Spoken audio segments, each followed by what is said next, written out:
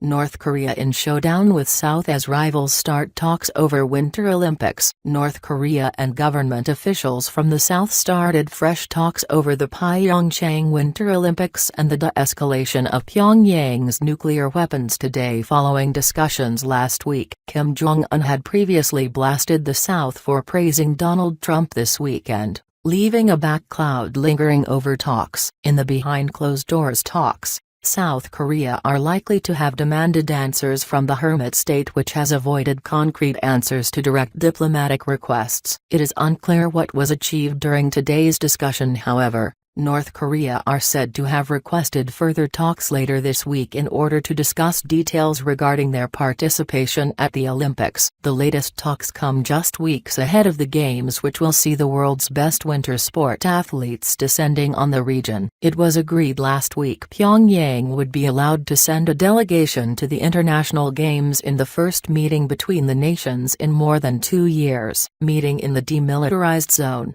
the neighboring countries were expected to discuss conditions surrounding participation in the event, including the future of the North's nuclear weapons program. 4 arts officials were in attendance from the North, led by Kwon Hyuk-bong, former head of the North's Unhasa Orchestra, who is now director of the Performing Arts Bureau at the Culture Ministry. From the South, Lee Woo-sung, head of the Culture and Arts Policy Office at the Culture Ministry, will lead talks with Korean Symphony Orchestra's CEO Lee Won-chul, its artistic director, Chung Kye-young, and Han Jong-wook, head of an Inter-Korean Dialogue division under the Unification Ministry's Office of Inter-Korean Dialogue, were negotiating. It is expected that at the Olympics next month there will be a joint women's hockey team, but it is unlikely the countries will participate together in other events. One of the teams Kim Jong-un wants to send south of the border for the Games, which take place between February 9 and 15,